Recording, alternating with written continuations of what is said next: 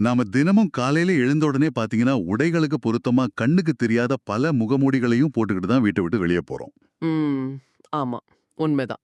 அதாவது வேலை பார்க்குற இடத்துல அதிகாரத்துக்கு வளைஞ்சு கொடுக்கிற ஒரு முகமூடி, அப்புறம் நண்பர்களுக்கிட்ட எல்லாம் தெரிஞ்சவன் அப்படிங்கிற ஒரு முகமூடி, சமூக வலைத்தளங்கள்ல எப்போதுமே ரொம்ப சந்தோஷமா இருக்கிற மாதிரி பளபளப்பான வேறொரு முகமூடி, இப்படி நாம எல்லாருமே நல்லவங்க போல குறையற்றவங்க போல நடிக்கிறோம். கண்டிப்பா. ஆனா இவ்ளோ நேர்த்தியா உலகத்த ஏமாற்ற எந்த ஒரு மனிதனும் தான் சொந்த மனசுகிட்ட ஒருபோதும் பொய் சொல்லவே முடியாது. சரியான வார்த்தை. ஏன்னா, இரவுல தனிமையில கண்ணாடியின் முன் நிக்கும்போது, உங்க கண்களுக்கு நல்லாவே தெரியும் நீங்க உண்மையில யார் அப்படிங்கிறது. உலகமே உங்கள ஒரு மாமனிதர் அப்படின்னு கொண்டாடினாலும் கூட, உங்க மனசாட்சிக்கு தெரியும் உள்ள ஒளிஞ்சிருக்கிற சுயநலம் என்னவென்று. ம், இந்த கசப்பான ஆனா ரொம்ப அவசியமான உண்மையை எதிர்கொள்ள நீங்க தயாரா இருக்கீங்களா? உலகத்தோட இந்த ஆரவாரமான பார்வையிலிருந்து தப்பிச்சு உங்களுக்குள்ளேயே நீங்க நடத்துற இந்த ஆழமான உரையாடலுக்கு உங்கள வரவேற்கிறோம். இன்னைக்கு நாம எந்த ஒரு சாதாரண விஷயத்தையும் அலச போறது கிடையாது. ஆமா, 2000 வருஷத்துக்கு முன்பே மனித மனதோட இருண்ட மூலைகளை வெளிச்சத்துக்கு கொண்டு வந்த திருக்குறள்ல அரண் வலியுறுத்தல் அப்படிங்கிற அதிகாரத்துல வர்ற 34வது குறளை தான் நாம இன்னைக்கு ஒரு பெரிய உளவியல் மற்றும் தத்துவ ஆய்வுக்கு உட்படுத்த போறோம். நிச்சயமா இது உங்களை நீங்களே சுட்டிக்காட்டி கேள்வி கேட்க வைக்கும் ஒரு பயணம். சரி, அந்த சக்தி வாய்ந்த குறளை முதல்ல ஆழமா பார்ப்போம். குறள் மனத்துக்கண் மாசில நாதல் அனைத்தர நாகுல நீரப்பிற. அதாவது ஒரு மனிதன் தன் மனதளவுல எந்த விதமான குற்றமும் மாசும் இல்லாம தூய்மையா இருப்பதே உண்மையான அறம். மற்றபடி வெளியில செய்யற காரியங்கள் எல்லாமே வெறும் வெற்று ஆரவாரம், அதாவது வெறும் சத்தம் அப்படின்னு திருவள்ளுவர் சொல்றாரு. ஆமா, சரியா சொன்னீங்க. ஆனா இப்போ இது அப்படியே ஏத்துக்கிறதுல எனக்கு ஒரு சின்ன தயக்கம் இருக்கு. ஓ, என்ன தயக்கம்? அதாவது எங்க முரண்படுறீங்க அப்படின்னு சொல்லுங்க. இப்போ இத நடைமுறை உலகத்தோட நாம ஒப்பிட்டு பார்ப்போம். ஒரு மிகப்பெரிய கோடீஸ்வரர் இருக்கார் அப்படின்னு வச்சுப்போம். சரி. அவர் பல கோடிகளை செலவழிச்சு ஆதரவற்ற குழந்தைகளுக்காக ஒரு பெரிய மருத்துவமனையை கட்டுறாரு. ஆனா அவர் அதை செய்ததற்கு காரணம் அந்த குழந்தைகளின் மீதான கருணை இல்ல. ஓஹோ. ஆமா, சமூகத்துல தனக்கு ஒரு பெரிய பெயர் கிடைக்கணும், திறப்பு விழாவுல அரசியல் தலைவர்கள் தன்னை மேடையில புகழணும் அப்படிங்கிற ஒரு சுயநலன்தான் காரணம் அப்படின்னு வச்சுப்போம். புரியுது. இப்போ வள்ளுவரோட கூற்றுப்படி அந்த கோடீஸ்வரனோட மனசுல மாசு இருக்கு, அதனால அவர் செய்தது அறம் கிடையாது, அது வெறும் வெற்று சத்தம். ஆனா அந்த மருத்துவமனை நாள்தோறும் நூற்றுக்கணக்கான குழந்தைகளை காப்பாத்துதே. உண்மைதான். உயிர்கள் காக்கப்படும் போது அதை செய்தவனோட மனநிலை எப்படி இருந்தால் என்ன? அதை ஏன் ஆக்குலம் அல்லது குப்பைக்கு சமமான விற்று சத்தம் அப்படின்னு ஒதுக்க வேண்டும்? இதுதான் என் கேள்வி. இது ஒரு மிக சிறந்த கேள்வி. தத்துவங்களை மேலோட்டமா பார்ப்பவர்களுக்கு எழும் இயல்பான சந்தேகமும் கூட. நீங்க கேட்கும் கேள்வியில உள்ள நியாயம் எனக்கு புரியுது. சமூகத்திற்கு ஒரு பலன் கிடைக்குது அப்படின்னா அதை செய்தவனோட உள்நோக்கம் பற்றி நாம ஏன் கவலைப்படணும் அப்படிங்கிறது தானே உங்க வாதம். இங்கேதான் வள்ளுவர் சாதாரண மனிதர்களிலிருந்து விலகி ஒரு மாபெரும் உளவியல் ஞானியா உயர்ந்து நிற்கிறார். ஓ, அப்படியா?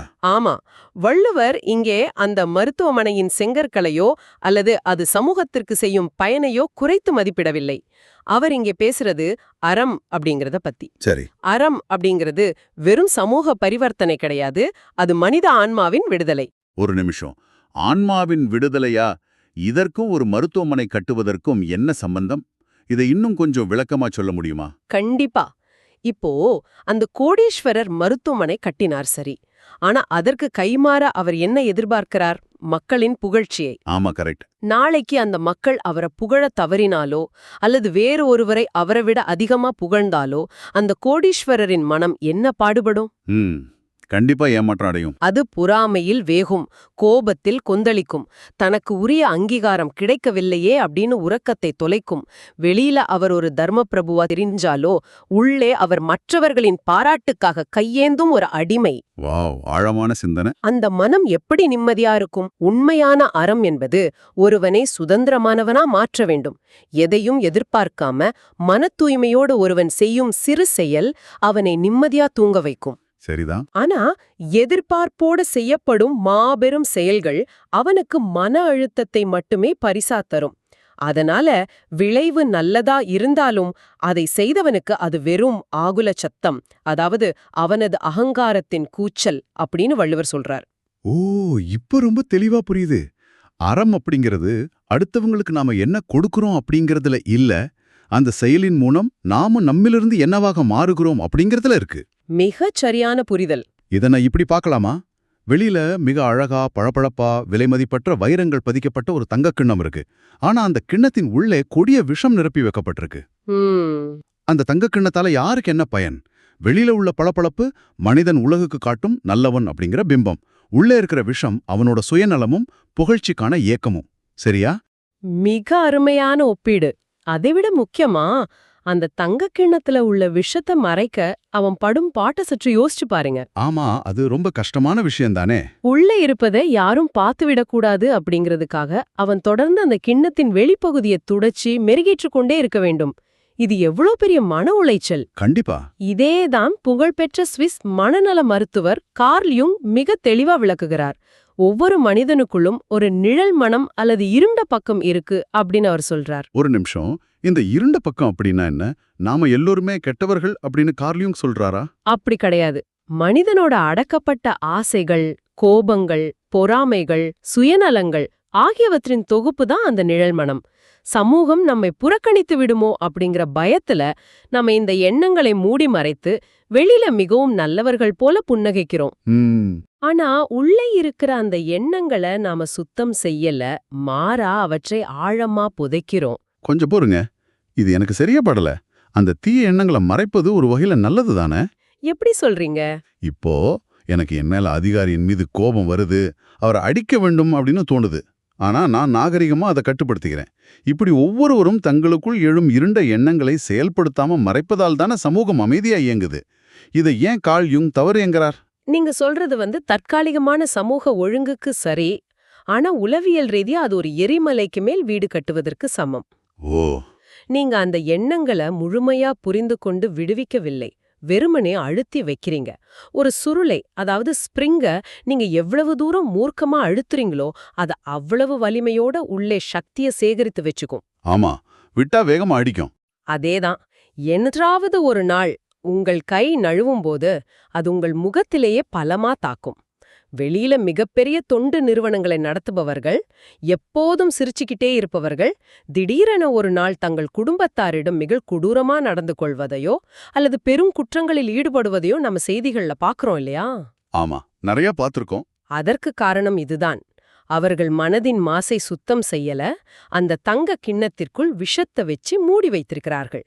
அந்த நிழல் மனதை ஒப்புக்கொண்டு அதை ஆராய்ந்து தூய்மைப்படுத்துவதே உண்மையான அறத்தின் முதல் படி. ஆச்சரியமா இருக்கு.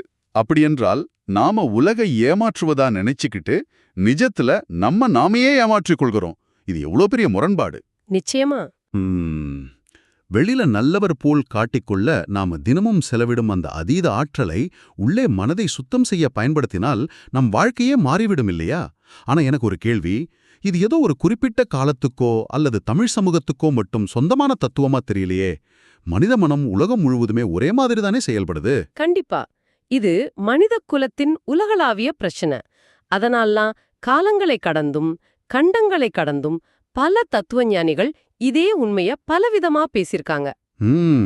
இப்போ மேற்கத்திய தத்துவங்களில் ஒன்றான ஸ்டோயிக் தத்துவத்தை எடுத்துக்கோங்க. ரோமானிய பேரரசராயிருந்த மார்க்கஸ் அரேலியஸ் ஒரு மிகச்சிறந்த கருத்தை கூறியிருக்கார். அவர் என்ன சொல்றார்? ஒரு மாபெரும் சாம்ராஜ்யத்தின் அதிபதியா உலகமே அவர் காலடியில் இருந்த போதிலும் அவர் சொல்றார், உங்கள் மனமே உங்களின் பாதுகாப்பான கோட்டை, அதை தூய்மையா வைத்திருங்கள். வெளி உலகப் பொருட்கள் உங்களை ஒருபோதும் காயப்படுத்த முடியாது, உங்கள் மனதின் எண்ணங்கள் மட்டுமே உங்களை சிதைக்க முடியும் அப்படின்னு சொல்றார். வாவ்! ஒரு மாபெரும் பேரரசர் வெளியில உள்ள செல்வங்களையோ படைபலத்தையோ நம்பாம தன் மனதை தூய்மையா வைத்திருப்பதை மட்டுமே உண்மையான பாதுகாப்பா நினைத்திருக்கிறாருங்கிறது ரொம்பவே சிலிர்ப்பை ஏற்படுத்துது. ஆமா. வள்ளுவர் கூறும் மனத்துக்கண் மாசிலனாதல் அப்படிங்கிறதும் மார்க்கஸ் அரேலியஸின் பாதுகாப்பான கோட்டை அப்படிங்கிறதும் ஒண்ணுதானே? 100க்கு 100 ஒன்றுதான். ஏன்னா மற்றவர்களின் புகழ்ச்சிக்காகவோ சமூகத்தின் அங்கீகாரத்திற்காகவோ நீங்க ஒரு செயலை செய்யும்போது அந்த பாதுகாப்பான கோட்டையின் சாவிய நீங்க மற்றவர்களிடம் கொடுத்து விடுறீங்க. உண்மைதான். அவர்கள் உங்களை புகழ்ந்தால் நீங்க சந்தோஷப்படுவீங்க, இகழ்ந்தால் உடைந்து போவீங்க. இது எவ்வளவு பெரிய அடிமைத்தனம்! அந்த அடிமைத்தனத்தை உடைக்கத்தான் நமது இந்திய மரபிலும் பல வழிகள் சொல்லப்பட்டிருக்கு. பகவான் ரமண மகரிஷி கூறும் நான் யார் அப்படிங்கிற சுய விசாரணை தத்துவம் இதுல மிக முக்கியமானது. ரமண மகரிஷின் அந்த தத்துவம் மிகவும் ஆழமானது அப்படின்னு நான் கேள்விப்பட்டிருக்கேன். ஆனா அதை எப்படி இந்த மன தூய்மையோடு, அதாவது அந்த மாசிலன் ஆதல் அப்படிங்கிற நிலையோடு இணைக்கிறீங்க? எப்படி அந்த விசாரணை மனதின் அழுக்குகளை நீக்கும்? இத ஒரு அறிவியல் பூர்வமான அணுகுமுறையாவே நீங்க பார்க்கலாம். ரமண மகரிஷி வெளி உலகை தேடி ஓடுவதை நிறுத்திவிட்டு உள்ளே திரும்பி எண்ணங்களை கவனிக்க சொல்றார். சரி. இப்போ உங்களுக்கு கோபம் வருது அப்படின்னு வைங்க. அந்த கோபம் என்ற மாசை எப்படி அழிப்பது? கோபம் படாதே அப்படின்னு சொல்றதால அது அழியாது. அதுதான் நம்ம அந்த ஸ்பிரிங் அழுத்துவது போன்றது அப்படின்னு முன்பே பார்த்தோம். ஆமா. ரமண மகரிஷி என்ன சொல்றார் அப்படின்னா, இந்த கோபம் யாருக்கு வருது அப்படின்னு உங்களையே கேளுங்க அப்படிங்கிறார். எனக்கு வருது அப்படின்னு மனம் பதில் சொல்லும். அந்த நான் யார், அந்த நான் எங்கிருந்து புறப்படுது அப்படின்னு அதன் ஆணிவேரை தேடி பயணிக்க சொல்றார். ஓ, ஆழமான கேள்வி. அந்த நான் அப்படிங்கிற அகங்காரம் தான் எல்லா மாசுகளுக்கும் மூலக்காரணம். அந்த நான் என்பதன் உண்மைத்தன்மை நீங்க உணரும்போது அது தானாகவே கரைஞ்சுவிடும். அகங்காரம் கரையும் இடத்துல மாசுகளும் உதிர்ந்துவிடும். அந்த மாசற்ற நிலைதான் உண்மையான ஆன்ம விடுதலை. அதாவது இருட்ட விரட்ட அதனோடு சண்டை போடக்கூடாது, வெறுமனா விளக்கை ஏற்றுனா போதும் அப்படின்னு சொல்றீங்க. அந்த நான் யார் அப்படிங்கிற விழிப்புணர்வு தான் அந்த விளக்கு. மிகச் சரியா சொன்னீங்க. இதை கேட்கும்போதே மனசுல ஒருவித அமைதியை உணர முடியுது. ஆனா நவீன உலகத்துல வாழும் மக்களுக்கு இந்த தத்துவங்களெல்லாம் எந்த அளவுக்கு புரியும்? இன்னைக்கு எல்லாமே வேகம், எல்லாம் உடனடியாக நடக்கணும் அப்படிங்கிற அவசரம். இந்த காலகட்டத்திற்கு ஏற்றாற்போல் இதை விளக்கும் நவீன தத்துவங்கள் ஏதேனும் உண்டா? கண்டிப்பா இருக்கு. இன்றைய நவீன தத்துவஞானியான எக்கார்ட் டோலே சொல்றது இந்த அவசர உலகிற்கு மிகச் சரியான மருந்தா அமையும். ஓ, எக்கார்ட் டோலே. ஆமா, அவருடைய நிகழ்காலத்தின் சக்தி அப்படிங்கிற சிந்தனை வள்ளுவரோட தத்துவத்தோட மிக அழகா பொருந்தது. அவர் என்ன சொல்றார் அப்படின்னா, மனிதனோட மன அழுத்தம் மற்றும் அகங்காரத்தின் சத்தம் முழுவதுமே கடந்த கால நினைவுகளிலும் கூடவே எதிர்கால பயத்திலும் தான் இருக்கு. எனக்கு இது கொஞ்சம் குழப்பமா இருக்கு. சொல்லுங்க. நிகழ்காலத்தில் வாழ்வதற்கும் மனதை தூய்மையா வச்சுக்கிறதுக்கும் என்ன சம்பந்தம்? இப்போ நான் ஒரு மரத்தை பார்த்து கொண்டு நிகழ்காலத்தில் இருக்கிறேன் அப்படின்னு வைத்துக்கொள்வோம்.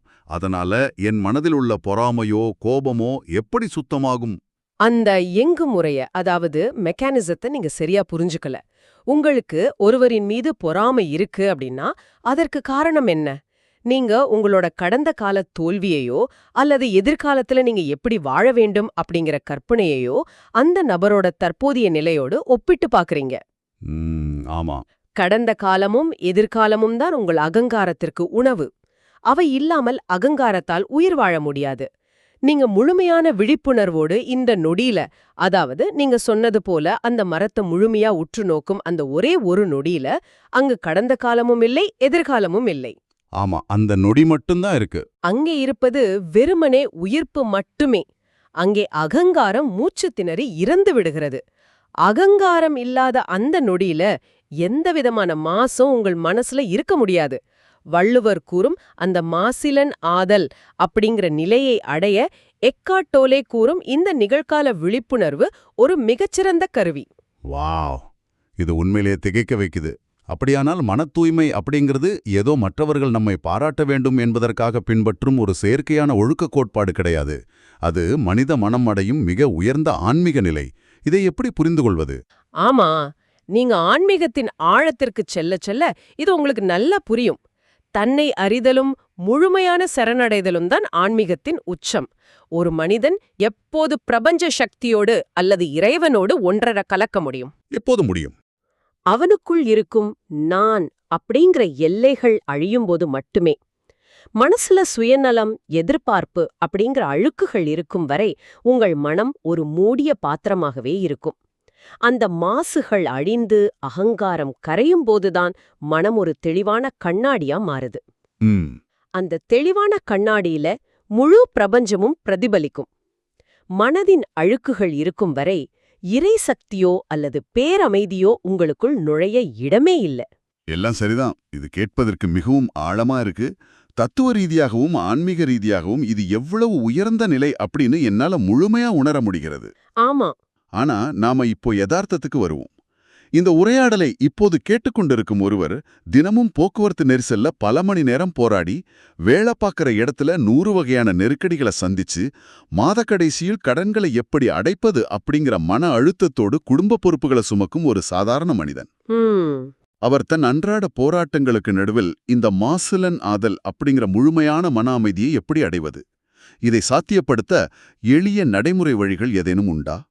இதுதான் அந்த மொத்த உரையாடலின் மிக முக்கியமான புள்ளி. தத்துவங்கள் புத்தகத்தில் இருந்தால் மட்டும் போதாது, அது பாமரனோட வாழ்க்கையிலும் செயல்பட வேண்டும். கண்டிப்பா. இன்றைய பரபரப்பான வாழ்க்கையில இதை பின்பற்ற நான் 3 எளிய ஆனால் உடனடியாக செயல்படக்கூடிய வழிகளை முன்வைக்கிறேன். முதலாவது, உங்கள் உள்நோக்கத்தை கவனித்தல். அதாவது, நீங்க பணியிடத்துல ஒரு வேலையை செய்யும் போதோ அல்லது குடும்பத்துல யாருக்காவது ஒரு உதவியை செய்யும் போதோ ஒரே ஒரு கணம் அமைதியாகி இதை நான் ஏன் செய்கிறேன் அப்படின்னு உங்களுக்கு நீங்களே நேர்மையாக கேட்டுக்கொள்ளுங்கள். இது என் தற்பெருமைக்காகவா, மற்றவர்கள் என்னை புகழ வேண்டும் என்பதற்காகவா, அல்லது உண்மையான அன்பினாலா அப்படிங்கிற இந்த கேள்வி உங்கள் மனதின் மாசை உடனடியாக ஸ்கேன் செய்து உங்களுக்கு காட்டிவிடும். அருமை. நாம எதற்காக செய்கிறோம் அப்படிங்கிற அந்த விழிப்புணர்வே பாதி பிரச்சனைய முளையிலேயே கிள்ளிவிடும்.